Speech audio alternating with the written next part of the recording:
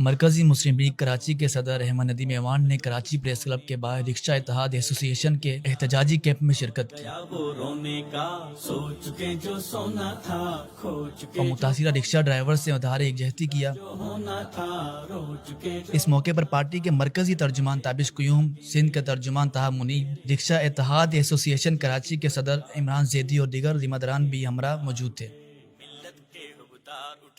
ہم آواز خلق خدا، اپنا ہے کردار جدا۔ کراچی کے صدر احمد ندیم ایوان نے کہا کہ حلال روزی کمانا عبادت ہے، مگر سندھ حکومت روزگار چھیننے پر تلی ہوئی ہے۔ اگر رکشہ غیر قانونی ہیں تو رجسٹریشن کس نے کی؟ یہ ظلم ہے۔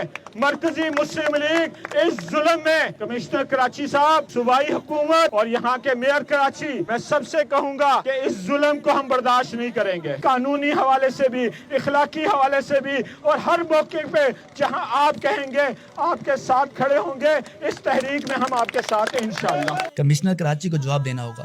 مرکزی ترجمان تابش قیوم نے حکومت کو آڑے ہاتھوں لیتے ہوئے کہا، حکمرانوں کو چاہیے کہ پابندیاں لگانے سے پہلے متبادل نظام دیں۔ لیکن صرف ظلم اور ستم کے پہاڑ یہ کہ جی ایسے شہر میں جہاں پہ نہ صرف رکشے والے متاثر ہوں بلکہ وہ غریب آدمی جو چند روپے کے اندر ایک سڑک سے دوسری سڑک تک چلا جاتا ہے، دور سفر 10 منٹ کا کر لیتا ہے، اس روڈوں پہ اوپر جہاں پہ کھڈے ہی کھڈے ہیں، اس کے باوجود اس شہر کو کھنڈر بنا دیا گیا ہے اور اب رکشے والوں سے ان کے نوالے چھیننے کی کوشش کی جائے، تو ہم اس کی بھرپور مذمت کرتے ہیں۔